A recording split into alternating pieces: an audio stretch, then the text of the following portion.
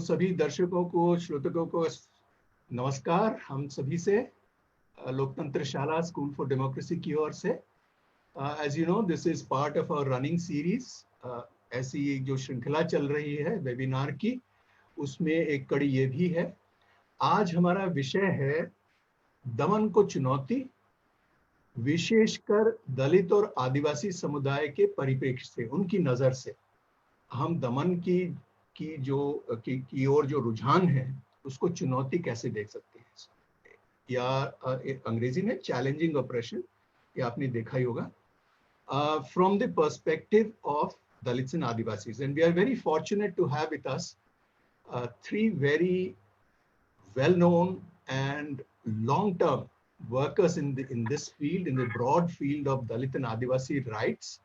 We have first of all Dayamani Barla ji. Dayamani ji, namaskar. Namaskar, Johar. Or we have also Paul Divakar. Dayamani ji has been a journalist and has been associated with Adivasi rights issues for a very long time. And Paul has been associated with the NCDHR, the National Campaign for Dalit Human Rights. And we look forward to having with us also Bezwada Wilson, who today needs no introduction. His long association and struggle on behalf of Safai Karmacharis is well known to everyone. But he is currently on the road from Lucknow to Delhi and expects to join us very soon. तो Bezawada Wilson साहब अभी रास्ते में हैं, दिल्ली पहुंच रहे हैं और उनके पहुंचते ही उनको भी साथ ले लिया जाएगा। तो मेरा सुझाव था हमारे वक्ताओं से कि पहले दौर में 7, 8 या 10 मिनट में वे हमें बताएं कि उनकी नजर में दलित और आदिवासी समुदाय की नजरों से देखते हुए ये जो महामारी का दौर है, कोविड-19 का जो दौर चल रहा है, इसमें इन समुदायों की क्या खास दिक्कतें, समस्याएं, चुनौतियां हैं। तो मैं पहले अर्ज करूंगा दयामणि जी से कि वे कुछ बोले। जितने भी हमारे जो साथी बैठे हैं उनको जोहार, और जितने दर्शक हैं उनको भी मेरे तरफ से झारखंडी जोहार। आज हम लोग बात करने के लिए बैठे हैं जब पूरे देश के साथ पूरे विश्व में कोरोना महामारी से ये देश पूरी तरह से आज की तारीख में संकट झेल रहा है, परेशान है। ऐसे परिस्थिति में हम लोग देश के आदिवासी या तो राज्य के आदिवासी दलितों के परिप्रेक्ष्य में हम लोग बात करने के लिए बैठे हैं। एक अवसर मिला है हम लोगों को। जहाँ तक आदिवासियों का और दलितों का सवाल है, मैं थोड़ा सा जानना चाहूंगी कि आदिवासी और दलित समुदाय और किसान समुदाय, किसान को भी मैं जोड़ना चाहती हूँ, इसलिए कि जब हम आदिवासी की बात करते हैं, दलित की बात करते हैं, तो मूलतः इनका जो जिंदगी है वो जल जंगल जमीन के साथ जुड़ा हुआ है, नदी पहाड़ के साथ जुड़ा हुआ है, और इसके साथ ही इनका जो जिंदगी और खेत खलिहानों के साथ जुड़ा हुआ है।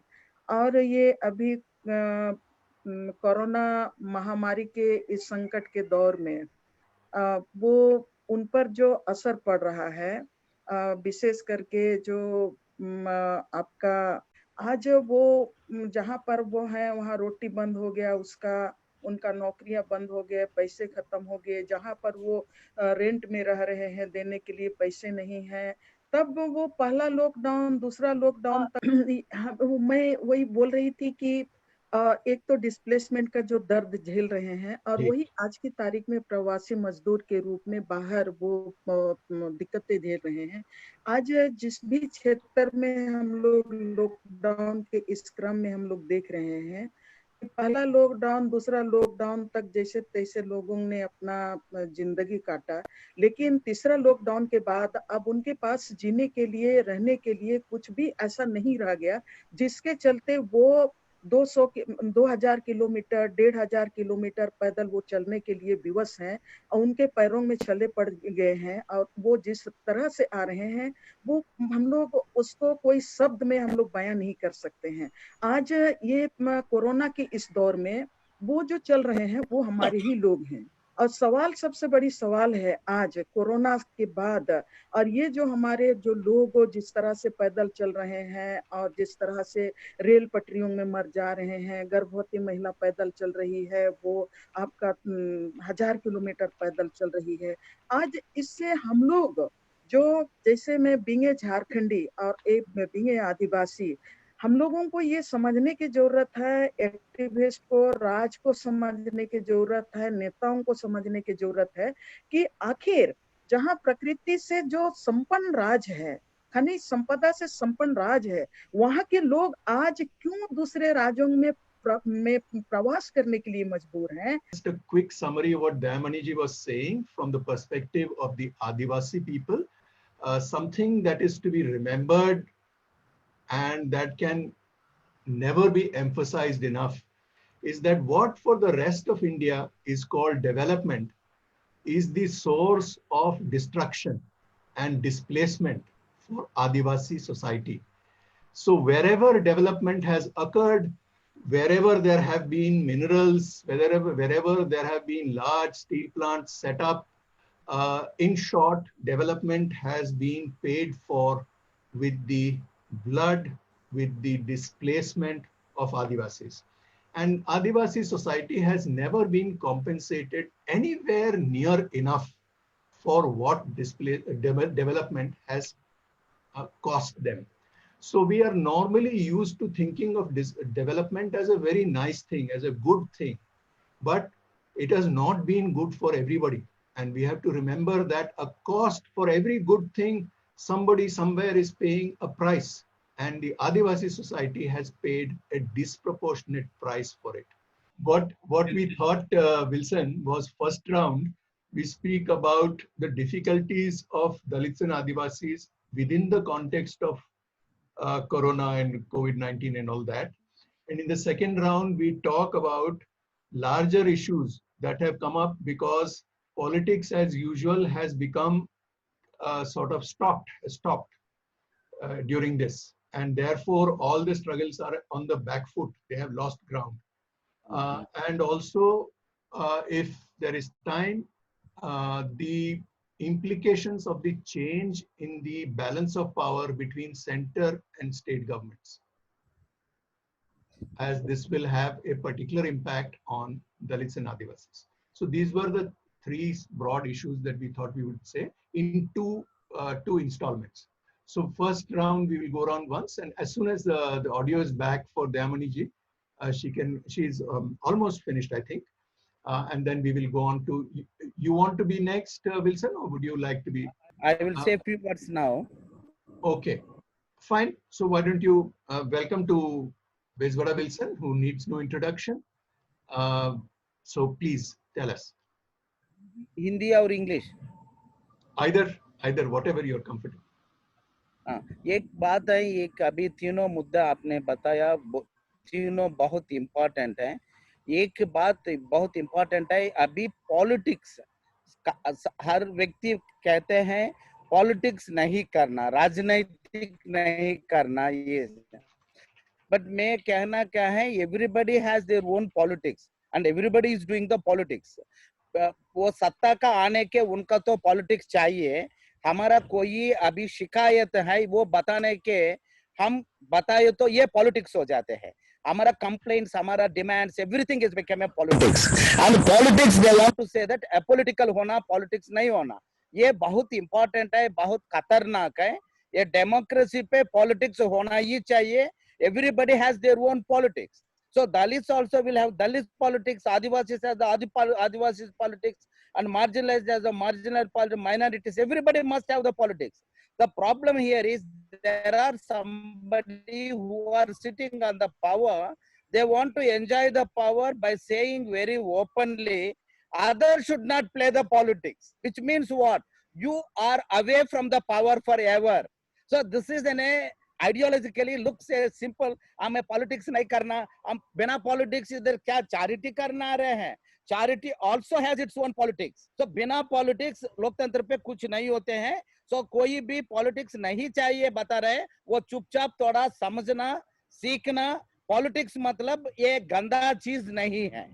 दूसरा चीज एक है, ये कोरोना का ये इस दौरान पे एक इम्पोर्टेंट चीज हो रहा है। अभी सब लोग एक सोशल डिस्टेंस, ये सारे में कई बार ने वो कहा, सो सोशल डिस्टेंस का नाम से वो लोग अभी reinforcing the practice of the untouchability in a different forms. So ये थोड़ा सारे लोग, ये देश का कितने आबादी है, सब लोग नागरिक हैं, थोड़ा ध्यान से समझना देखना, इसका थोड़ा critically they have to look, because this is the country where already inequality है। इधर कभी भी समानता नहीं है, असमानता ही अच्छा चीज है बोलने के एक समाज है। इधर अभी असमानता दूर रखना, आप इधर नहीं आना, इसका आप ये कोरोना वायरस के नाम से जस्टिफाई करना शुरू करे तो पोस्ट कोरोना एंड ये सिचुएशन बहुत बड़ा खतरनाक हो जाएगा देश का अंदर सारे इंसान का। दूसरा है, अभी कोई भी डेवलपमेंट है, ये चीज भी हम लोग लिए तो दलित का पास कभी भी कोई रिसोर्सेस तो नहीं थी, तो ना लैंड ना पानी कुछ तो नहीं है। वो समय हम लोग सोचते हैं हम डेवलपमेंट का बात ज्यादा नहीं बात करना, बट प्रॉब्लम इधर क्या होते हैं, डेवलपमेंट का कोई भी लेना, इसका थोड़ा असेस प्रोसेस करना, थोड़ा ताकत चाहिए, थोड़ा स्किल्स चाहिए। सो स्किल्स डेवलपमेंट कैसे होते हैं, हम कभी अनपढ़ हैं, वो सारे पढ़ने वाला सारे लोग बोलते हैं पढ़े तो कुछ काम मिलेगा, तो हम पढ़ना शुरू करें तो वो लोग बोलेगा इस पे नहीं चलते हैं, अभी सारे अंग्रेजी पढ़ना, तो अंग्रेजी पढ़ के फिर वो आगे चल जाते हैं, फिर वो कुछ टाइपराइटर आ जाते हैं, हम टाइपराइटर सीखने के पहले वो कंप्यूटर पे आ जाते हैं, कंप्यूटर हम सीखना शुरू करने के बाद वो दूसरा प्रोग्राम, ये मतलब क्या है, always there is a systematic, very systematic marginalization of the Dalit and Adivasis even in the development. So कोई सरकार होगा, वो लोग कोई डेवलपमेंट बोलने के पहले इधर already marginalized, already people who left completely away from the development, उनका लोग का एक नया चीज कैसे we have to bring again, वो सोच कर लेके आना, वो नहीं है जस्ट वो आएंगे डेवलपमेंट बोलेंगे फिर वो आगे, पहले से आगे को नहीं वो और आगे जाएगा। तो अभी क्या है, हम इतने लड़कर दलित श्रमिक लोग हैं, हम लोग एक 8 घंटा काम करने के अभी भी हमारा का कहीं ये सुविधा नहीं मिला। सारे हम कहते हैं दुनिया मजदूर ये सारे हैं, वो तो ठीक है, बट अभी 8 घंटा काम करना का सुविधा एक ने दुनिया पे मिला सबका, मजदूर लोग का, ये दलित लोग का अभी भी कहीं भी नहीं मिला।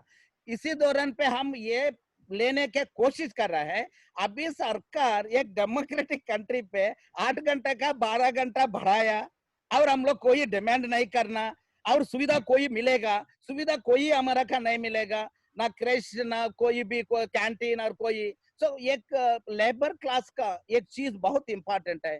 दूसरा है इंडियन सोसाइटी पे एक सबसे बुरा बात है, कभी भी ये मजदूर, ये कोई भी श्रमिक लोग, दलित आदिवासी, हम सड़क पे आते पैदल जाते हैं, इसका नया तरफ रंग लगाते हैं। वो देखो वो जाके अभी कोरोना फैलने के जा रहे हैं। अरे भैया, हम हमारा बाल बच्चे देखने के लोग सड़क पे इतने गर्मी पे जा रहे हैं, थोड़ा सहानुभूति होना, सिंपैथी होना, और सरकार का उनका जिम्मेदारी है। सहानुभूति सिंपैथी में नहीं बोल रहा है, ये देश का नागरिक अगर उनका लोग का आश्रित लोग का पहुंचना, उनसे मिलने के जा रहे हैं, उनका कुछ तो करना। इधर तो राशन ना देते हैं, जाने के नहीं छोड़ते हैं, पुलिस आके पकड़ के मारते हैं। ये सारे चीजों पे हम लोग सोचते हैं ये जनरल प्रॉब्लम है, ये जनरल प्रॉब्लम नहीं है। सड़क पे जाने वाले पे सबसे ज्यादा प्रतिशत दलित, आदिवासी, मार्जिनलाइज्ड माइनॉरिटी ये ग्रुप है। इसी वजह से ये है, इस पे कोई ध्यान नहीं रखते हैं। दिल्ली से वहां बिहार जाने के 1,30,000 रुपया का बस वो लेके वो जा रहे हैं। सो वो बस पे जाए तो कोरोना नहीं फैलते हैं, उनका स्टाफ नहीं कर रहा है। सो अब क्यों सरकार वो खुद बस डाल के नहीं भेज सकती, कोई नहीं पूछते है कोई सरकार का। सो मैं कहना क्या है, सारे लोग का इतने आग्रह है, वो आग्रह इतने हैं, ये पॉलिटिकल का क्वेश्चन करना सीखना, हम लोग अभी सड़क पे आना बताना पड़ता है। हम लोग ऐसा चुपचाप बैठ के कोरोना नाम से ऐसा सारे दबा के रखना नहीं होते हैं। उनका राजनीतिक खेल आज हर दिन चल रहा है। मध्य प्रदेश गवर्नमेंट का गिराने से शुरू होगा, हर दिन मजदूर का हक अधिकार सारे खींचने तक गया। तो मैं कहना कहे हम सारे इकट्ठा और भी होना, हमारा आवाज बुलंद होना, और particularly the most marginalized, oppressed, all these things. Before closing, not full closing, total closing, ये सफाई कर्मचारी का भी, उनका सबका अभी इतने खतरनाक है, उनका एसेंशियल वर्क कहते हैं, एसेंशियल वर्क में आना सबका एक ही तरफ देखना पड़ता देखते हैं। दूसरा मजदूर का दूसरा, सफाई कर्मचारी आए तो आप बिल्कुल आना, आप हर दिन आना, सारे काम करना, ना ग्लव्स देते, ना मास्क देते हैं, ना साबुन, कुछ नहीं है। अरे आधा घंटे के एक बार साफ करो हाथ, एक एड एडवर्टाइजमेंट, पीने के पानी नहीं है सफाई कर्मचारी का सड़क पे, सारे रेस्टोरेंट होटल घर सारे बंद करके रखा। वो लोग कैसे आके हमारा के लिए, हमारा का सबका बचाने का सेवा कर रहा है, उनका हक अधिकार का क्या होगा ये विषय पे तनख्वाह नहीं दिया, 3 महीने से बिना तनख्वाह काम करवा, इससे बड़ा अनटेचेबिलिटी क्या है? तो दूसरा लोग है काम नहीं कर गए, वर्क फ्रॉम होम का नाम से उनका तनख्वाह पहुंचाते हैं, काम का नहीं आते हैं, 3 महीने से आके काम कर रहे हैं, उनका तनख्वाह नहीं देते हैं, वो नहीं पूछना क्यों, तो कोरोना है। तो ये सब कई चीजों, ये बहुत गरीबी, अति गरीबी का सवाल है। बुक से लेके सारे विषय पे हम really we have to discuss further more. Thank you, Wilson. So you're going to join us later, I hope, and good luck and see you very soon. Let me very quickly mention the points that Wilson has been making. He started by pointing out something very important, and that is part of what we had begun by saying as well, that in the time of a crisis, a public health crisis like the present, we are often told by the ruling class that there should be no politics at this time. It's almost as if the country is at war. Meanwhile, the politics of the ruling class continues without any check or balance. And so everybody must learn to realize that there's no such thing as being outside of politics. It's only a question of whose politics are being conducted, whether silently or noisily.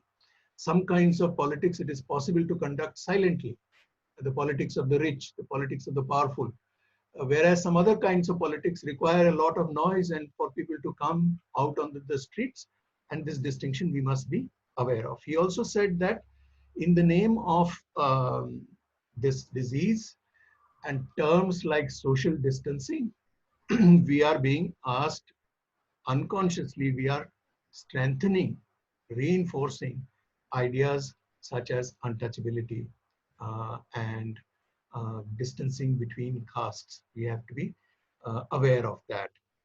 He also said that traditionally, since a very, very long time, Dalits and Adivasis have had no resources with them. Particularly Dalits have been completely cut off from resources, including land.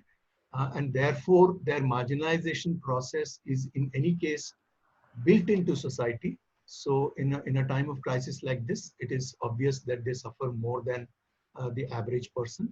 And this has to be kept in mind. And he also finally pointed out that under cover of this pandemic, workers' rights are being undermined before our eyes. And Uttar Pradesh Sarkar is not the only one. There are all kinds of changes being brought about in labor laws in broad daylight, so to speak, and we must agitate against this. We must really fight this. I don't think Dayamani ji has managed to come back yet. So we will move on now to Wilson. We'll expect you back once you're in Delhi. So in another 15-20 minutes. I don't think my presence is required, but I will definitely want to hear all of you. I will join. So please do that, because there will be a second round about the future and center state relations, things like that. So do come back. Yeah. So Thank we'll you. see you again. Yeah. Thank you, sir. Right. So Paul Divakar, अब बोलेंगे Paul Divakar. तो अब हम उसी दौर में आगे बढ़ते हैं कि पहले इस महामारी के दौर में दलितों और आदिवासियों की खास समस्याएं और दूसरे दौर में राजनीतिक चुनौतियां. So Paul, over to you. Thank you, Satish. Thanks to Loktantra Shala for giving this very, very important space, and also claiming these issues as critical for our current times for us to debate and discuss. So I would like to stress on 2 points that both Dayamani ji and Wilson Bhai has said. That one, in the name of development, even much before COVID case, sabse pehle bhi, the exclusion of Adivasis has been the routine. And in the name of overall development, there is a very clear robbing of the resources from the Adivasi communities, making them as real barriers to development, giving them the hope of development, but completely not allowing them any stake in the development, and therefore totally exploiting them and continuing to degrade them. That's one. And the second thing that Wilson Bhai has said, that that the dominant right-wing parties, or maybe not just right-wing, dominant castes and dominant classes, have continued to play their policies and saying that as the only legitimate politics that need to be articulated, and every other question is negated as destructive politics. And therefore, in this COVID time, that we need to be careful not to politicize these things. So that means anything that we say about Adivasis, about Dalits, about government policies will be seen as destructive policies and politicizing. And therefore, I think this is something that we have to very, very be wary about and challenge these things. I want to just share 3 main aspects. I think one is there is a real break between what has been happening before and what is happening post-COVID. If we can say we are in the post-COVID situation, I think all the wider societal blemishes of exclusion of Adivasis and eviction of all their entitlements from land, Jal Jungle Jameen on the one hand, and complete enslavement of Dalit communities over the centuries, which has been done mostly by the societal elements. Of course, in the past also feudal and enforced by religion, have now been done by elected democracies. Now, what do I mean by that? In this COVID, what we see is complete taking over of those very policies which the feudal elements have brought in, and making them as the major directives or major policies by the elected democracies. So which means what? You don't care a damn what is happening to Dalit migrants, Adivasi migrants, and you don't care about well-being, while you have the resources to underwrite huge debts that have been taken over by like for example, by the airline companies, and you have made huge amounts of both the cost of bringing people from several countries by flights.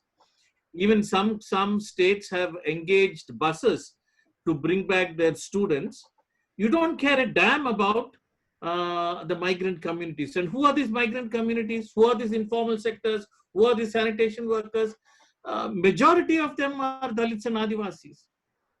And not only that, in some places you restrict them, you harass them, you assault them using the state machinery while they are traveling.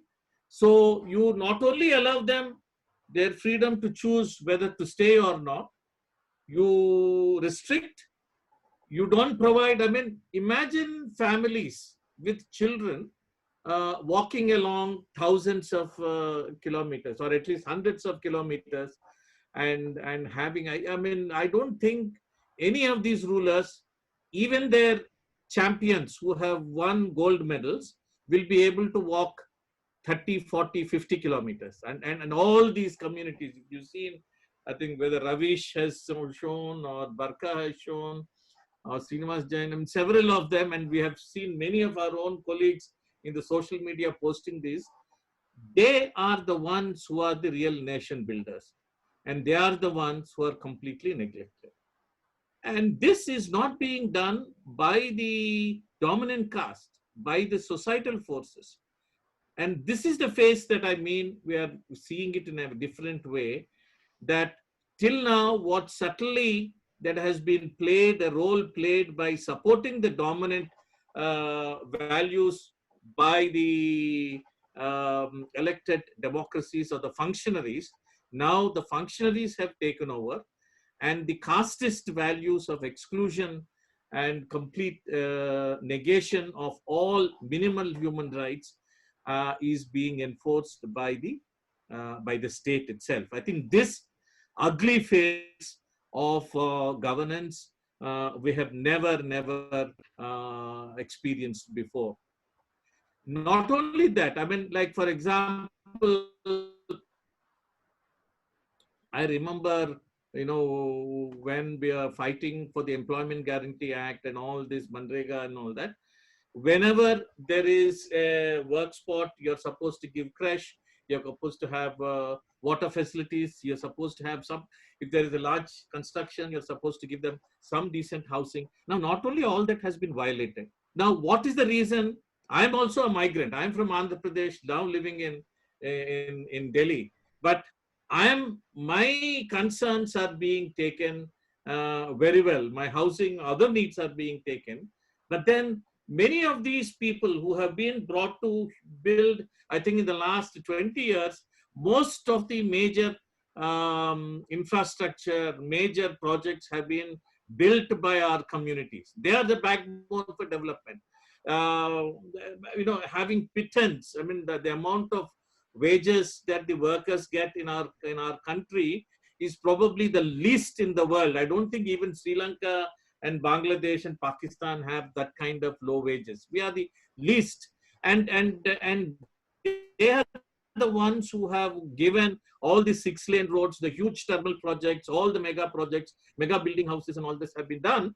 But they today are homeless, and just in the matter of 30 days or maybe 40 days of this pandemic, they are not able to have minimal kind of abilities, because the amount of resilience they have in living in such I mean, I don't think any of us can even imagine living in these conditions, in the kind of dense situations, most of them near dumps, most of them near any sanitation, nothing. They are able to live, they're able to work, and they're able to contribute to the building of this economy. 30 days they have said that no, we will not be able to bear this, and we are going back. So I think this is the first thing that we must notice, that the very nature of state, the ugly face of the state, especially the right-wing governance, has come to the fore. And this is not just casteism. This is not just against any communalism of any particular religion. I think this is just a fascism of one small creamy layer trying to push its policies so that they use the labor and the dignity of these communities. The second thing I think we'll have to see is, and this is even much more dreadful thing. When you look at the masses that have been abused, they have been so much, I think, under threat that I've been listening, I've been talking to some of my colleagues who are very closely working in these with the communities. They have tremendous amount of resilience. I don't think anybody in their right mind will pick up their bag and say, okay, it's only 500 kilometers and I'll walk my way. I don't know. I mean, it's impossible for any. But then they have the courage, they have the guts, they have the real satta to really stand this kind of challenge, which I think none of us. I mean, this is far humane kind of excellence which we have seen, but their anger is not being directed at the authorities. I think this is very, very, very, very disturbing thing. I think somewhere, if we don't celebrate this quality, I do not know whether to celebrate this quality. I don't know whether to be anguished by this quality. On the one hand, they're saying, this is not the time for me to disturb and push this country into a chaotic war, internal war. I think this is a real situation for a civil war in this country. Now, if this is not going to be a civil war, what is this? You have excluded them from all stake in the development, as Dayamaniji was saying, for centuries now. And at this time, you are very systematically starving them. It's not that our country doesn't have the resources. In the 20 lakh crore that Nirmala Sitharaman, are supposed to be our finance minister, has announced, what is it that the Dalits and Adivasis have got? 3,000 crores, 4,000 crores. Let me tell you, the tax that we have paid, the indirect taxes that have been collected from Adivasis and Dalits, far outweigh the amount that they are giving here. Like, for example, every year, we have been tracking Adivasi budget and the Dalit budgets. 1,20,000 crores is what has to be given to the Dalit communities. Individuals, families, and habitations. 70 lakh crore for the Adivasi communities. Now, on top of it, you have to announce the package. First, I want to ask them, where is my 1,20,000 crores? You bring it. Now you're announcing 20 lakh crores. It is all humbug. This is only not even worth the paper on which it is mentioned. Now, with at least 20% of that money, if they really spend it well, they should be able to give at least for the 6 months rations. They should be able to ensure that there is scholarships. They should be able to ensure that there is a minimum sanitation, clean water, and other facilities. And they should be able to mention that minimum qualities, minimum amenities for the Adivasi and Dalit community. There is no need for any distress migration of these people. Now, I think these three things, which I feel that we need to do. One, the ugly face of the government taking the responsibility of what earlier the feudal elements, the casteist elements have done. I think they have reinforcing.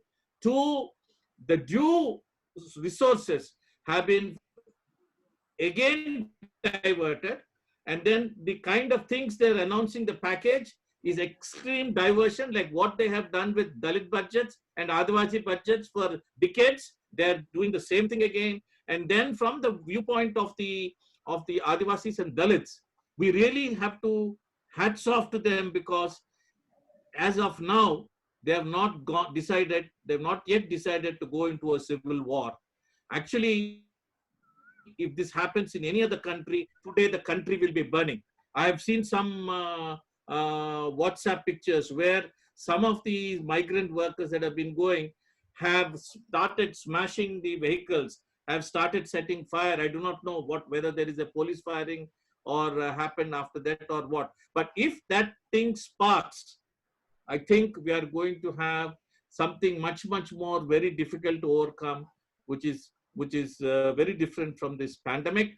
But I think we really need to re-question and channelize this energy to see if we can build a society of a different values without discrimination and without displacement, and make sure that there is a dignity to all. Thank you very much, Satish. Thank you, Paul.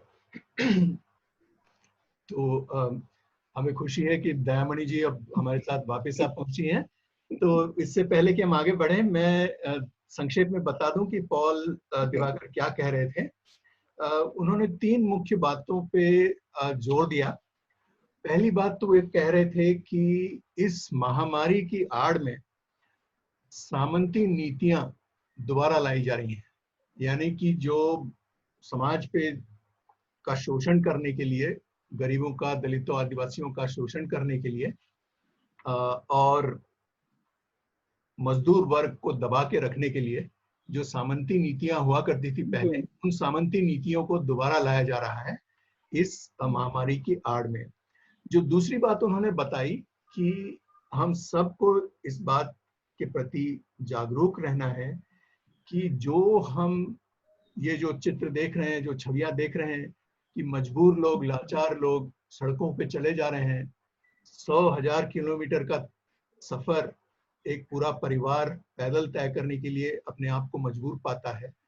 तो हमें ये याद रखना है, यही बात दयामणि जी भी शुरू में कह रही थी कि हमें याद रखना है कि ये जो जिन्हें हम आज प्रवासी मजदूर कह रहे हैं, ये वही लोग हैं जिनको अपने खुद के घर से, अपने इलाकों में से जो बिल्कुल हरे भरे प्रदेश हैं, छत्तीसगढ़, बिहार, ये सब हरे भरे प्रदेश हैं, अमीर प्रदेश हैं, इन अमीर हरे भरे प्रदेशों को एक तरह से रेगिस्तान बना दिया विकास की प्रक्रिया ने, और उसी प्रक्रिया ने यहाँ के लोगों को, इस हरे भरे और बहुत संपन्न राज्यों के लोगों को प्रवासी मजदूर बनने के लिए मजबूर कर दिया। तो ये प्रवासी मजदूर और कोई नहीं, ये हमारी ही विकास की प्रक्रिया, जो कुछ लोगों के लिए तो बहुत खुशियां लाती हैं, तो कुछ और लोगों के लिए, बहुत बड़े समूह के लिए आंसू लाती है। तो हमें ये याद रखना है कि एक तरफ तो लाखों करोड़ों का जो कर्ज है हमारे पूंजीपतियों का, उद्योगपतियों का, वो एक झटके में माफ कर दिया जा रहा है, और उसकी एवज में जो गरीबों के लिए जो पैकेज के नाम से जिसे महामंडित किया जा रहा है, वो 20 लाख करोड़, उसमें वो बहुत खोखला है, उसमें कुछ है नहीं, जबकि गरीबों का हक बनता है, लाखों करोड़ों के का हक है उनका, तो उनको बहुत कम दिया जा रहा है। तीसरी जो बहुत महत्वपूर्ण बात पॉल जी कह रहे थे, वो ये कि इस दबे हुए शोषित वर्ग को इस हद तक मजबूर किया गया है कि वो अपनी जान हथेली में लेकर के पैदल निकल पड़े घर की ओर अपने परिवार के साथ।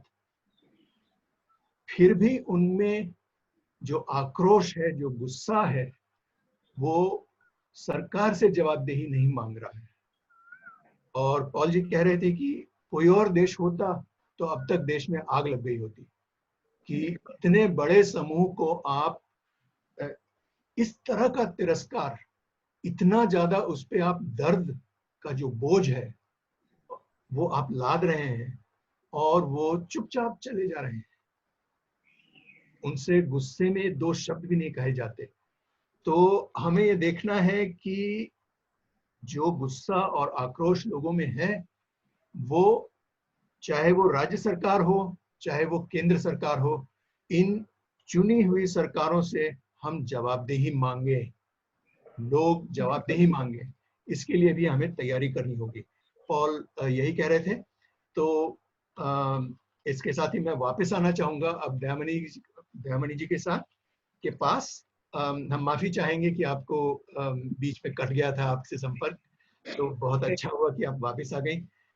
तो इस दौरान विल्सन जी भी आए थे, तो उन्होंने भी कहा था इसी बारे में कि इस महामारी के बहाने जो हमारी सामाजिक कुप्रथाएं हैं और दमन शोषण बहिष्कार की जो प्रथाएं हैं, उनको एक तरह से बढ़ावा दिया जा रहा है।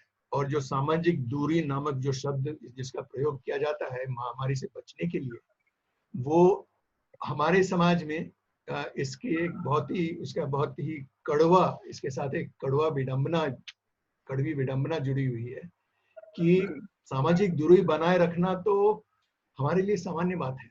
हमारे समाज ही इस पे आश्रित है कि सामाजिक दूरियां बनी रहे। तो इसलिए हमें वो विल्सन कह रहे थे कि इसके खिलाफ हमें जागरूक रहना है।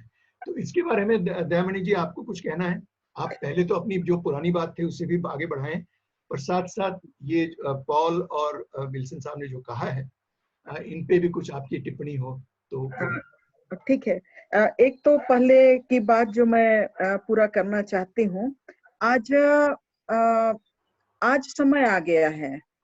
आज समय आ गया है जहां से कि राज ने जो अपना राजधर्म आदिवासियों के लिए, दलितों के लिए जो निभाना था, जिसको भारतीय संविधान ने दिया है, वो राजधर्म आज की तारीख में हर हालत से सरकार को निभाना पड़ेगा।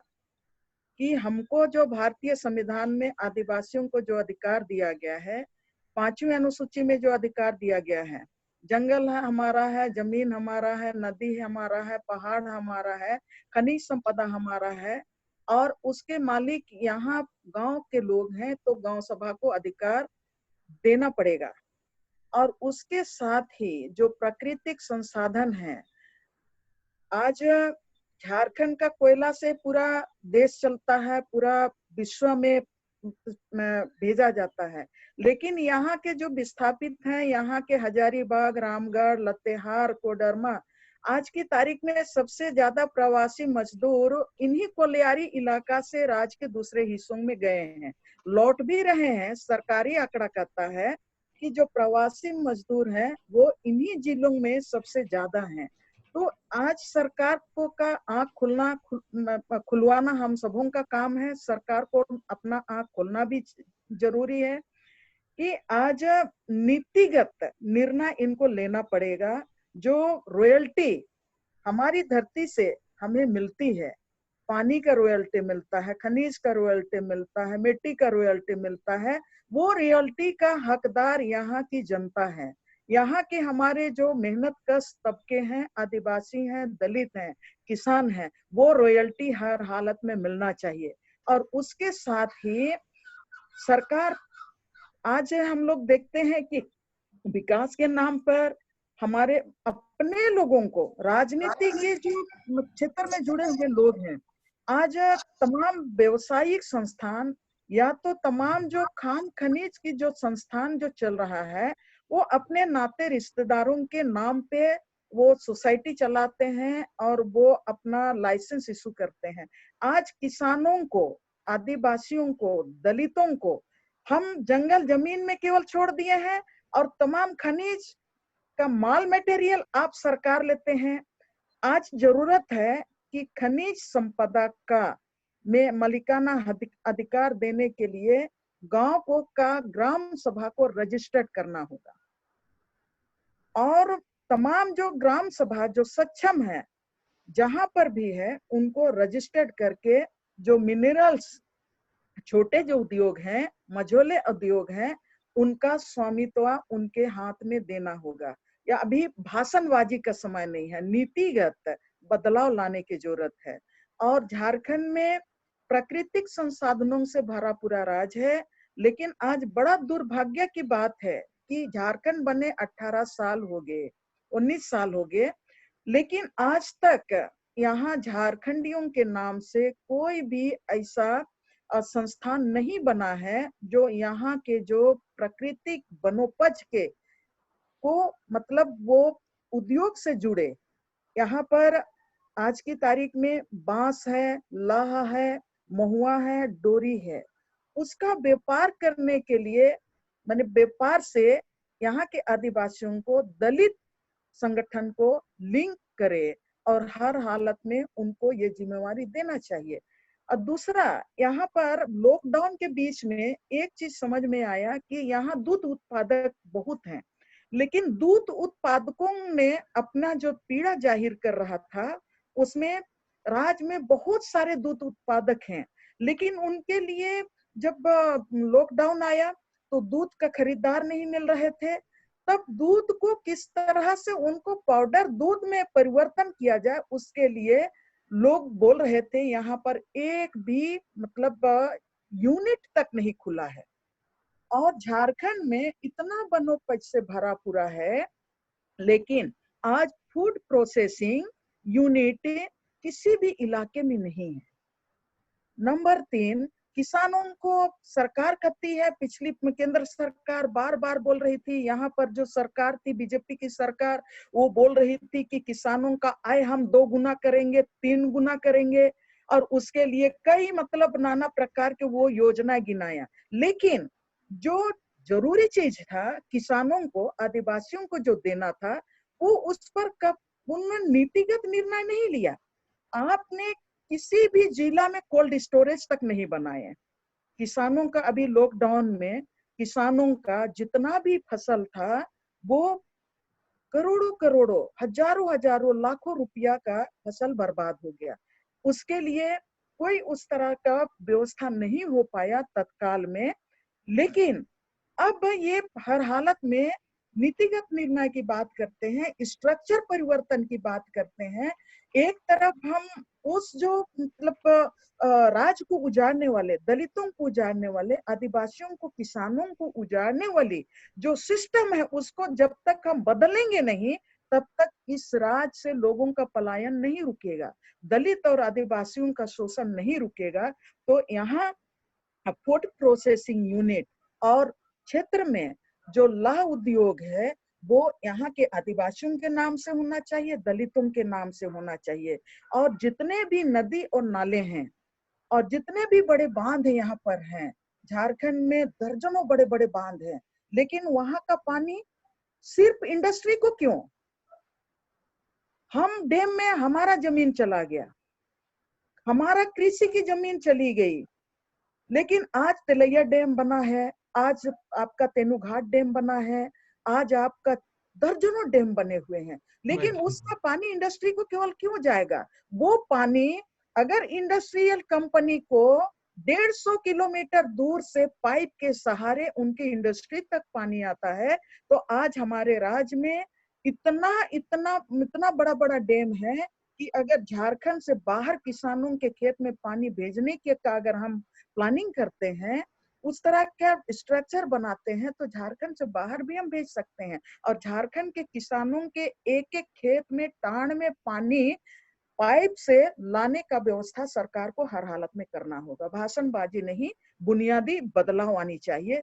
तब हम जो यहाँ 10 लाख 15 लाख से ज्यादा अभी हमारे भाई बहन जो बाहर गए थे वो वापस आ रहे हैं, उनको अपने ही खेत में, अपने ही घर आंगन में, अपने ही जंगलों के बीच में उनको रोजगार देंगे। और रोजगार तत्काल केवल नहीं, वो लॉन्ग टर्म में होना चाहिए। ऐसा लॉन्ग टर्म में होना चाहिए कि राज्य का विकास का जो मॉडल है, जिसको हम आज की मैं बहुत तो भीतर से कभी कभी मतलब ये हो जाते थे, एक्साइटेड हो जाते थे लॉकडाउन के बीच में जब अखबार में आया और दिल्ली से एडवोकेट साहब का जो बयान आया कि हमने दिल्ली में इतना साल रहते हुए पहली बार चांद और तारों को देखा। तो हम लोग तो जंगल बचाते हैं, जमीन बचाते हैं, पर्यावरण को बचाते हैं। लॉकडाउन में केंद्र सरकार को भी समझना पड़ेगा, यहाँ के तमाम जो विकास के उस धड़े को सपोर्ट करने वाली शक्तियों को भी समझना पड़ेगा कि आखिर आदिवासी और दलित विस्थापन के खिलाफ में क्यों लड़ते हैं। क्यों यहाँ के किसान कहते हैं कि हम अपने पूर्वजों का ये किन जमीन नहीं देंगे? क्यों यहाँ के किसान कहते हैं कि हम जान दे सकते हैं लेकिन जमीन नहीं दे सकते हैं? इसीलिए कि यहाँ का पर्यावरण शुद्ध रहे, सबको शुद्ध हवा मिले। लॉकडाउन में बाहर हम चले जाते हैं, वापस नहीं आ पा रहे हैं। हमारे लोग, गांव के लोग गांव में ही रहे, जंगल में ही हमको हमारा रोजगार का सृजन हो और हमारा पर्यावरण भी शुद्ध हो, नदी नाले भी हमारे शुद्ध हो। इस तरह का व्यवस्था अब करना पड़ेगा और इसके लिए तमाम जितने भी हम लोगों के जो इस कार्यक्रम के श्रोता हैं और दर्शक भी हैं और जो नहीं भी हैं, इस लॉकडाउन के बाद भारत को बदलना पड़ेगा, झारखंड को बदलना पड़ेगा, यहाँ के विकास का मॉडल को बदलना पड़ेगा। हम कहते हैं कि सस्टेनेबल डेवलपमेंट की बात करते हैं, लेकिन what is the meaning of sustainable development? आप सिर्फ एक तरफा कॉर्पोरेटों के विकास की बात करेंगे और खेत और खरियान से हमारे लोगों को आप उखाड़ के फेंकेंगे। और जिस तरह से अभी हमारे मजदूर भाई लोग जब आने चाह रहे थे, तो यहाँ पर जो हमारे भाई बोल रहे थे, पॉल भाई भी जो बात कह रहे थे कि नए सिरे से अब मजदूरों के ऊपर में कारपोरेट घराने का और ये जो तानाशाह सरकार का वो अपना राजतंत्र का दूसरा हथियार चल रहा है कि जो मजदूर अब वहां पर फंसे हुए हैं, वो आना चाह रहे हैं, उनको भी आप नहीं आने देना चाह रहे हैं। इसलिए कि देश का रियल एस्टेट यहाँ के मजदूरों के बनाए हुए खून और पसीना के, ये सिर्फ मिट्टी और ईंट और बालू से ही रियल एस्टेट भी चलता है। आज पूरा देश का, उद्योगपतियों का, आपका जीडीपी कहाँ से बढ़ रहा है? इन्हीं के खून और पसीने से। तब ऐसे समय में अगर हम उनके लिए मुकम्मल नीतिगत परिवर्तन हम यहाँ पर नहीं करते हैं, देश में नहीं करते हैं, देश की केंद्र सरकार नहीं करती है, राज्य सरकार नहीं करती है, तो इस देश के लिए हम लोग ये कहेंगे कि इस देश को बचाना मुश्किल है, लेकिन हम लोग नाश नहीं होने देंगे। और हम लोग पहले से भी दावा करते थे, जंगल बचेगा, जमीन बचेगा, आदिवासी बचेंगे, दलित बचेंगे तो झारखंड बचेगा, छत्तीसगढ़ बचेगा, पूरा देश बचेगा, नहीं तो भारत भारत नहीं रहेगा। आज हम लोगों को समझने की जरूरत है, अमेरिका जैसे, इटली जैसे, स्पेन जैसे, जहां पर बुद्धि से, धन से और हर तरह की चीजों से पूरी तरह से पूरे वर्ल्ड को कंट्रोल करता है, लेकिन आज वो भी लाचार है। लेकिन आज की तारीख में हम लोग आदिवासी जो समाज के लोग हैं, दलित हैं, हम लोग सीना ठोक के कहते हैं कि हमारा विकास का मॉडल ही सबसे माने मजबूत मॉडल है, जो सही में इस देश को टिकाऊ विकास दे सकता है और इस राज्य को, इस देश को सही मायने में सुरक्षित रहता सकता है। इसलिए आज केंद्र सरकार जिन जिन चीजों को बदलने का काम किया है, विशेष करके 5th शेड्यूल को केंद्र सरकार के जिम्मे में है, उसको देना, अधिकार देना, और राष्ट्रपति के हाथ में है कि देश राज्य की राज्यपालों को सशक्त करना, उनको ये याद दिलाना कि आप राज्य का कस्टोडियन हो। राज्य का कस्टोडियन होने के नाते जो भी अधिकार राज्यपाल को है राज्य के प्रति, राज्य के आदिवासियों के प्रति, दलितों के प्रति, वो चीज को आप पूरा नहीं कर रहे हो। आज हमको माने केंद्र सरकार को भी हमको मजबूर करना पड़ेगा। और ये जो नई राजनीति जो शुरू हो रहे हैं, बड़ा दुखद बात है कि ये यूपी में की बात जो हम लोग देख रहे थे कि मजदूरों को लाने के लिए जब वहां पर 1000 गाड़ियां भेजी जाती हैं, तब उसमें से मैंने जो चिट्ठी पत्रियां हो जाते किया जा रहा है और दूसरे तरफ मजदूर पैदल चल रहे हैं, महिलाएं पैदल जा रही हैं। इस तरह की राजनीति को हम तमाम जो लोग हैं, इस राज्य के, इस देश के लोगों को इस राजनीति को खत्म करना पड़ेगा। इस तरह का राजनीति नहीं चलेगा। इसलिए नहीं चलेगा कि कोरोना से आज हम लोगों को सीख लेने की जरूरत है, और जब तक हम इस राजतंत्र की इस तरह की जो व्यवस्था है उनको हम सीख नहीं देंगे, अपनी ताकत का एहसास नहीं कराएंगे, तो हमारे ऊपर में हम लोग तो रोज मर रहे हैं, दलित रोज मर रहा है, हम लोग का श्वास लेते हैं और सिर्फ जिंदा हम लोग रहते हैं इसलिए कि हम लोगों के लिए ना तो हमारे लिए जो न्याय का जो व्यवस्था है, सरकार हमारे साथ नहीं रहती है, हमारे साथ प्रशासन नहीं रहता है। आज कोरोना के समय में हम लोगों के लिए एक अच्छा हम लोग बोल रहे हैं कि नहीं, जहां तक झारखंड का सवाल है तो हम लोगों को ये, मैं बड़ाई नहीं कर रही हूँ, लेकिन पहली बार हम लोगों को ये लग रहा है कि झारखंड में एक आदिवासी मुख्यमंत्री है, और आदिवासी मुख्यमंत्री होने का एहसास हम लोगों को ये पहली बार हम लोगों को लग रहा है, इसलिए कि अभी जिस तरह से पॉल भाई पहले मुझसे इस पर बात भी कर रहे थे कि अभी जिस तरह से मजदूरों को लाने के लिए जिस तरह से उन्होंने मेहनत किया, जिस तरह से रास्ते में जो चल रहे हैं, उन मजदूरों को मतलब जहां भी मिलेंगे वहां से उठा के उनके गंतव्य तक पहुंचाने के लिए वो मतलब तत्पर बस सेवा भी उन्होंने चालू करके रखा है। आज सुबह ही मैंने जब देखी तत्पर बस सेवा को तो मैं मुझको लगा कि हाँ, सही मायने में आज हम लोगों को ये लगने लगा है। हाँ, राज्य सरकार से और भी बहुत सारे काम करने हैं जो राज्य सरकार के अधीन में हैं। तो राज्य सरकार के अधीन में जो फॉरेस्ट राइट एक्ट के तहत में गांव वालों को जो अधिकार देना है वो राज्य सरकार के हाथ में है। और जो यहाँ पर जो माइनर मिनरल्स है वो गांव को देने का अधिकार राज्य सरकारों के हाथ में है। राज्य सरकार से हम लोग अपील करते हैं और राज्य सरकार को भी इन तमाम चीजों पर ध्यान देने की जरूरत है। और एक चीज मैं कहना चाहूंगी कि आज पूरे देश के जो आदिवासी हैं, दलित हैं, जिसको आज प्रवासी मजदूर बोल रहे हैं, सारे लोगों को हर हाल में एक होना पड़ेगा। असली की दर दर में हम ही क्यों मर रहे हैं? लॉकडाउन में हम ही मर रहे हैं, कोरोना से हम ही मर रहे हैं, विस्थापन का दर्द, विस्थापन का जो पीड़ा हम ही झेल रहे हैं, बेरोजगारी का पीड़ा हम ही झेल रहे हैं, हम ही बेघर बार होने का पीड़ा झेल रहे हैं। हमारा गांव है, हमारा ही जंगल है, लेकिन हमको मैंने सर छिपाने के लिए हमको घर क्यों नहीं है? तो हम लोगों को एक होना पड़ेगा, हर हालत में एक होना पड़ेगा। और जितने भी राजनीतिक ताकतें हैं उनको भी, जो लंबे समय तक राजनीति किए हैं, आज कम से कम देश के लिए राजनीति करें, यहाँ के दलित और मजदूरों के लिए राजनीति करें। एक बात और मैं कहना चाहती हूँ कि हर देश में हर माने आदिवासी राज्य के लिए टीएसपी है, ट्राइबल सब प्लान करोड़ों करोड़ों रुपया आता है। लेकिन पिछली सरकारों ने जो गलती किया है आदिवासियों के स्वास्थ्य के लिए, आदिवासी देवनी जी, आपका ऑडियो आप दोबारा चेक कीजिएगा, आ नहीं रहा है, आपकी आवाज सुनाई नहीं पड़ रही।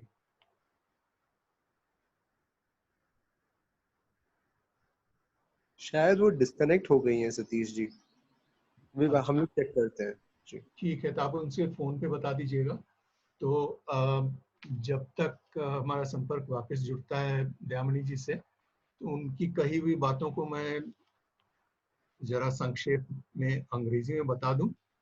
Dayamani ji has said several very interesting things in this particular round. She started by talking about what she called Raj Dharma, which would be, very broadly speaking, the ethics of governance. You know, what rulers, what are the ethics that they should follow? What in the Western tradition, what we would broadly call under the broad rubric of the social contract. In society, there is, for civilized society to be established, there is a certain contract between, we know that there are inequalities in society, but despite those inequalities, there is a certain contract or agreement that is entered into by different groups, which involves certain responsibilities on the part of everybody. And this social contract, she feels, is being breached, and the ethics of governance is not being followed. And that is what we need to, Dalits and Adivasis in particular, need to assert and sort of struggle about.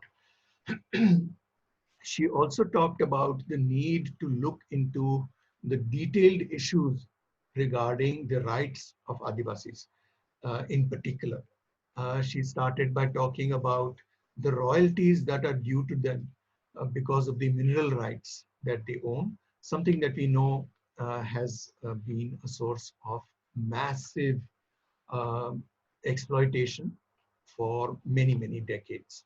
What was due to Adivasi areas has not been given to them. Along with that, lots of facilities that are needed for the processing of forest produce for processing of milk, things like cold storages, water from the dams. Chhattisgarh, as we know, both Chhattisgarh and Jharkhand are home to several dams. Jharkhand in particular has the Damodar Valley Corporation, whole network of dams. But the water from the dams is more or less reserved for the use of industrialists and is sometimes carried many hundreds of kilometers in order for industrialists um, to make use of it. Why should that water not be available for the Adivasi cultivators is the question she was asking. So overall, she was saying that we need to raise consciousness again about issues like the 5th schedule of the Constitution, which provides protection to tribal areas, about the tribal sub-plan, which is not utilized properly, and in general, to give meaning to phrases like sustainable development. Sustainable for whom? Sustainable of what kind of development? These are the sorts of questions we should ask. And those who are now cast in the role, forcibly cast in the role of helpless migrant workers, we should enable them to lead self-sustaining lives of dignity in their own states and regions. Towards the end, she also raised another interesting question. She said that if anybody was in any doubt as to who really owns the country, you can see what is happening now. Who are the people who are walking for hundreds of kilometers? Who are the people who are silent?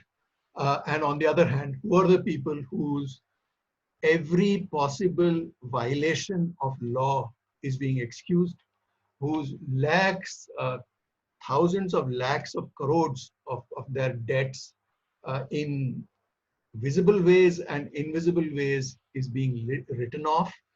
So you can see who owns the nation.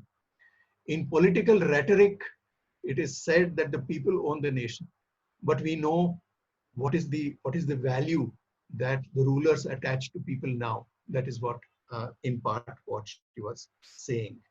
I would like to come back now to, we have lost contact with Dayamanji for a while, but we are coming back to, I think, Paul, would you like to comment on this? Which particular one are you referring to, Satish? I was very struck by the link between what you were saying about the possibility of civil war and major unrest, which would have happened in most other places in the world, but has not happened here. On the one hand, the immense anger and frustration of large numbers of poor people is being felt, but at the same time, it is not directed against the government or demanding accountability from the rulers. So in this, she also spoke about this, that the social contract is being breached and we need to ask for accountability in a new way. So what do you think these new ways of asking for accountability could be? I wish I was so clear about that. But one thing I've always felt, that how come in a country which is as large as we have, 1.2 and odd billion, 120 crore people, that systems like completely displacement of one kind of people, complete enslavement in the name of caste, and then sitting on top of it, what we have seen now, this is something that we have seen always, that we think that disasters make everybody neutral and things will affect everybody. No, we've seen it even in Bihar, most of the emergencies, including Kerala, God's own country, supposed to be, how the whole discrimination has been accentuated, and became very visible, people, Dalits were not allowed into some of the churches. So in these emergencies, some of these, I think, really emerge in much, much more uglier forms. And what I have wondered always is, why is it in a country, in a large, supposed to be democratic nation as ours, that such glaringly unconstitutional practices can allowed to be to exist, and they're existing as a norm, and they're existing with complete immunity, and nobody can raise, and the person who raises is the one who is the anti-democratic and anti-national, urban Naxalites, what not. So somewhere I think the real debate, and the debate leading to an articulation of these experiences, to challenge, not in a rhetoric, not in the kind of media debates that are going on, literally stopping these practices and saying that, in a human world, it cannot happen. So, which means that kind of a civil obedience leading to a civil war between people who believe in these, who literally build on these values and have huge, constructions like RSS and all that, to continuously indoctrinate their youth and others, in these. And those like us, somewhere there is a gap as to why our voices are not leading to a clear leveling of eyes and saying, no, ye nahi chalega. However respectfully, however ugly in which we say, ye nahi chalega. I think somehow this has not happened in this country. And so whether you take the civil society, whether you take the media, whether you take the academic institutions, whether you take the political parties, this kind of a debate is not a debate, not even an issue to be discussed. When this is what Dayamani has been saying is the basic thing. I think somehow we have crossed, or we have built a bridge of these demands and just coming into a very safe, balanced kind of way of continuing to tolerate this. Somehow, until and unless we break this ceiling of this tolerance, and that is what I meant, when I see these communities, my own people, some of them, and sometimes I can't say my own people because there is no organic link even between Dalits and Dalits who are suffering like this. Is it that we feel that this kind of an existence of people is something far away in medieval time? It's some kind of a very, a science fiction kind of a thing. Two ugly realities, like, the debate we're having it now with such, if you listen to me, people will think, oh, this guy is going to bring revolution tomorrow. One is this kind, and the other, people who are suffering, people who are exposed to this, they are also continuing to allow this something to continue, this kind of a duality to continue. I don't know what the answer is. Can we put a sudden break to it? COVID has, I think somewhere environment has put a current break to it. COVID has said, come on, you stop all this bullshit. No more travel, no more your malls, no more your spending on your all jigna things that you think are very essential. Now there is no scope for buying, no scope. All the amount that, Dayamani was saying that, on the one hand, Wilson was saying, on the one hand, many of us are just sitting at home and drawing our salaries. And those people who are working continuously day in and day out during the COVID are not being paid 3 months of their tanka, the wages. And where is all this going? I think somewhere we have to crack this ceiling. Somewhere we have to pierce this glass ceiling and allow an ugly debate to take place, even if it means a violent civil disobedience. I do not know whether whether I understand what I myself is saying. If we continue to live in a parliamentary democracy that we have given, then what has happened? Parliamentary democracy has given way to a way in which democratically things that are completely anti-human are being legitimized and they are being normatized. And anybody who speaks anything is now seen as anti-democratic, anti-national. So it has totally become ulta. Where is it that we have traveled? How many centuries have we chased, right from, if you look at the French Revolution till now, or so many other things which have fought the feudalism. Where are we now?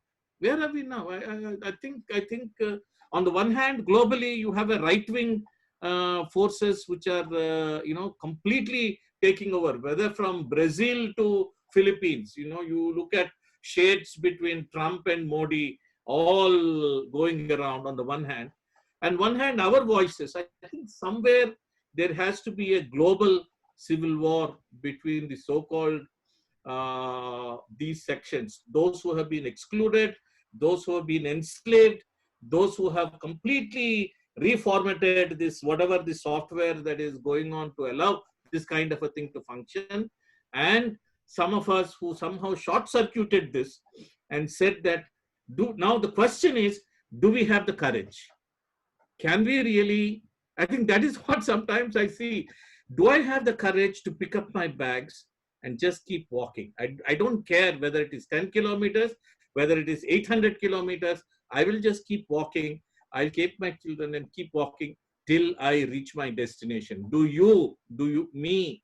And I think this is the kind of thing that I feel that, my insight into this COVID experience. Can we really begin this long, dreary journey to just, we don't have to wait for anything. We have, I think in some way, we have all the resources that we have. Now, how do we translate this so that if all else fails, we just depend on our feet and our resources to be able to regain this humanity? That seems to be something that we'll have to really innovate, Satish. I really don't have an answer for that. Right. Thank you, Paul. That was really जो Paul भाई जो अभी कह रहे थे वो सारी बातें तो मैं नहीं बता पाऊंगा क्योंकि वो उन्होंने इतनी सुंदर ढंग से कहा है और अपनी बात को उन्होंने इस तरह से रखा कि उसे दोबारा नए शब्दों में ढाल पाना मुश्किल काम है। लेकिन एक जो प्रमुख मुद्दा उन्होंने जो उठाया था, जो बार बार हमारे सामने आ रहा है, इसके अलग अलग पहलू दिख रहे हैं। हमारे समाज में इतनी सहिष्णुता, जिसको लेकर के हम बहुत एक तरह से फक्र फरमाते हैं, जिसपे हमें गर्व है कि हमारा समाज सहिष्णु समाज है, उसका एक दूसरा पक्ष भी हमें आज दिख रहा है कि हमारा समाज इतना सहिष्णु है कि लाखों लोगों पर इस तरह का जुर्म किया जा रहा है, उनको सभी समाज से इस तरह से बहिष्कृत किया जा रहा है और उनकी ये छवियां हमें बार बार दिखाई जा रही हैं, उनकी लाचारी की, उनकी बेबसी की छवियां हमें बार बार दिखाई जा रही हैं और इसके बाद भी हमारा समाज ऐसा है कि सब कुछ सहता जा रहा है। तो इस तरह की सहिष्णुता को लेकर के सवाल उठाना जरूरी है। तो ये एक हमारे सामने जो बुनियादी चुनौती है वो हमारी राजनीतिक भाषा को बदलने का। तो पॉल कह रहे थे कि जो कोविड पूर्व और कोविड पश्चात वाली जो हमारा जो इतिहास है, कोविड से पहले और कोविड के बाद, इन दोनों के बीच बहुत बड़ी दरार आ गई है और इसका फायदा लेते हुए अब हमें राजनीतिक सवालों को नए सिरे से बुनियादी तौर पर खड़ा करना होगा। इन सवालों को हमें बुनियादी तरह से पूछना होगा कि समाज आखिर बना कैसे है, इसमें किसकी जवाबदेही कहाँ तक जाती है और जो हमारे मालिक कहलाते हैं, हमारे नेता कहलाते हैं, उनकी क्या जिम्मेदारियां हैं और गरीबों के नाम पर जो सत्ता में आते हैं, बाद में वो सत्ता के साथ जो करते हैं, उसकी जवाबदेही, उसका हिसाब हमें कब मिलेगा, कैसे मिलेगा। तो अब हमें बहुत खुशी है कि दयामणि जी वापस आ गई, एन मौके पे वापस आई हैं। तो दयामणि जी, अब आपकी बारी दोबारा आ रही है। तो हमने जो बातें की थी वो सारी तो थी। मैं आपसे ये जानना चाहूंगा कि आपने भी इसके बारे में देखा भी होगा, सुना भी होगा कि ये केवल कोविड महामारी के दिनों में ही नहीं, इससे पहले ही बात चल रही है कि अर्थव्यवस्था में जो बदलाव लाए गए, खासकर जीएसटी के साथ, वो राज्य सरकार और केंद्र सरकार के बीच में जो संतुलन था, जो आर्थिक संतुलन था, उस संतुलन को बिगाड़ दिया गया है। और अब केंद्र का पलड़ा भारी पड़ गया है और राज्य का पलड़ा हल्का पड़ गया है। तो जो कर या जो टैक्स की जो रकम पहले राज्य में रहती थी और जो जिस तरह के हक थे पहले राज्यों को कर वसूल करने का, टैक्स लगाने का, वो सारे लगभग सारे हक अब ले लिए गए हैं, अब केंद्र के पास है।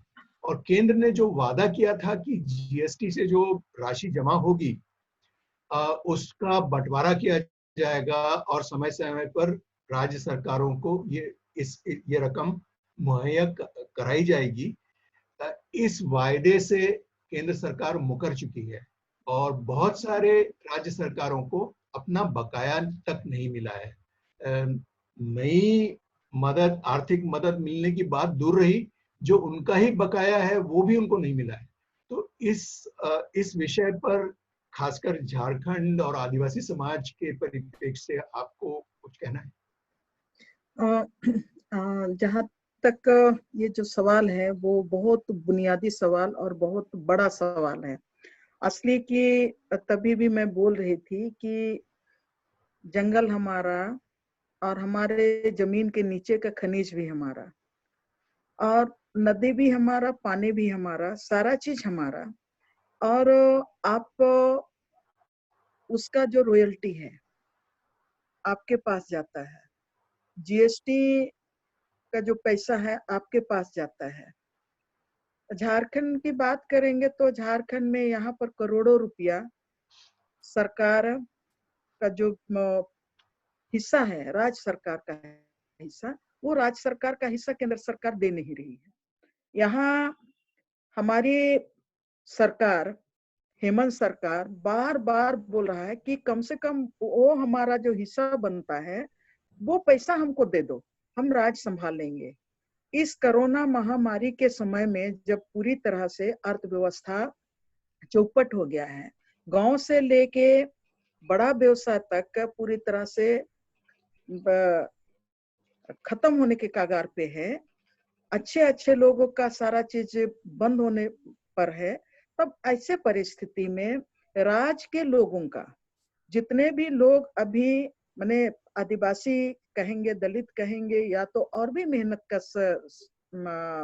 वर्ग है, उनको रोजगार मुहैया कराने के लिए और उनके लिए जो बुनियादी व्यवस्था अभी नए सिरे से खड़ा करना पड़ेगा और उसके लिए पैसे की जरूरत है। और केंद्र सरकार इसमें पूरी तरह से तानाशाही का रवैया अपना के रखी है। और ऐसे परिस्थिति में अगर नहीं देती है, जब पूरा देश से संघर्ष कर रहा है, तब आदिवासियों की तो इधर देखिए, जब हम अर्थव्यवस्था की बात करेंगे, अडानी का वो सबसे इसमें पूंजी बढ़ाने में और उनका आय बढ़ाने में सबसे ऊपर में है, और जिनके जमीन पर वो अपना धंधा पानी चला रहा है, वो बीपीएल के का संख्या, उन गांवों में सबसे ज्यादा बीपीएल का संख्या बढ़ रहा है। तब ऐसे परिस्थिति में केंद्र सरकार को समाज के लोगों का, गांव के लोगों का, आदिवासियों का, उनको न्याय के लिए कदम उठाना चाहिए कि जो राज्य का हिस्सा बनता है वो आप आज अभी राज्य सरकार को देना चाहिए, ताकि राज्य में जो हमारे लोग हैं उनके लिए शॉर्ट टर्म और लॉन्ग टर्म रोजगार सृजन का काम सरकार यहाँ पर आरंभ करे। और अगर नहीं होता है ऐसा, तो जिस तरह से पहले से हम लोग बोलते थे कि जंगल हमारा, जमीन हमारा, राज तुम्हारा नहीं चलेगा, खनिज हमारा और तुम्हारा राज, तुम राज करोगे, ऐसा नहीं चलेगा। तो राज्य सरकारों को कड़ा कदम उठाना पड़ेगा कि यहाँ से तमाम मिनरल्स बंद होना चाहिए, कोयला बंद होना चाहिए, तमाम जो खनिज जो बाहर जाता है वो बंद होना चाहिए। और जब तक ऐसा नहीं होगा तब तक केंद्र सरकार समझेगी नहीं, केंद्र सरकार को में कोई आंच नहीं आएगा। इसलिए केंद्र सरकार को इस पर हर हालत से कार्रवाई करना चाहिए। केंद्र सरकार कड़ा से कड़ा, राज्य सरकार कड़ा कदम उठाए और जनता भी कड़ा कदम उठाए कि अगर हमको तुम हमारा हिस्सा नहीं दोगे तो हम यहाँ से आपका सारा हुक्का पानी बंद करेंगे। जी जी, just to summarize very quickly what Dayamani ji was saying, I had asked her up to comment on the fact that financial balance of power between state and central governments had been changed decisively in the recent past with innovations like the GST, making it more and more difficult for the states to raise money and allowing the center to dominate financial relations between state and center. So in response to that, she was saying that yes, that states like Jharkhand will have to now take very strong measures to make sure that their resources are not extracted and that they are left with nothing. And unless they take up measures in a very strong way, both people and state governments act together and very strongly, the central government is perhaps not going to listen. So we are now heading towards the end of this particular session. We apologize for the many interruptions and problems that have come up, but it's been very illuminating for all of us, I'm sure, to have Dayamani ji, to have Paul Divakar. Paul, can you put on your video again, please, Paul? Yes, there you are, Paul. And also Bezwada Wilson. It was, we keep, many of us, we keep saying perhaps the same things many times. But it's true that we are at an extraordinary moment. आज जिस दौर से हम गुजर रहे हैं वो बहुत ही विलक्षण आज घड़ी है। ऐसी घड़ी शायद हमारे इतिहास में पहले ना आई हो। और हम दयामणि जी, पॉल दिवाकर जी और बेजवाड़ा विल्सन जी के आभारी हैं कि ऐसे दौर में उन्होंने हम लोगों के साथ कुछ समय बिताया और इन सवालों पर विचार करने पे हम इसके बारे में सोचने के लिए, नए सिरे से सोचने के लिए हमें बहुत कुछ मादा दिया। So with that, I will hand over to Paras now for a vote of thanks. Paras.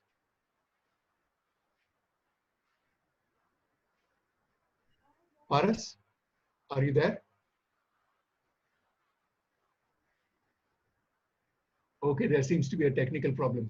तो मेरी आवाज आप तक तो पहुंच रही है दयामणि जी, आप सुन रही हैं? हाँ बिल्कुल बिल्कुल बिल्कुल सतीश। हाँ हाँ, तो अब लोकतंत्र शाला की ओर से चूंकि औपचारिक धन्यवाद देना चाह रहे थे पारस, अब शायद लौट आए हैं। हाँ पारस, धन्यवाद सतीश जी। हाँ। मैं कह रहा था आज की चर्चा बहुत सार्थक रही है आज के दौर में।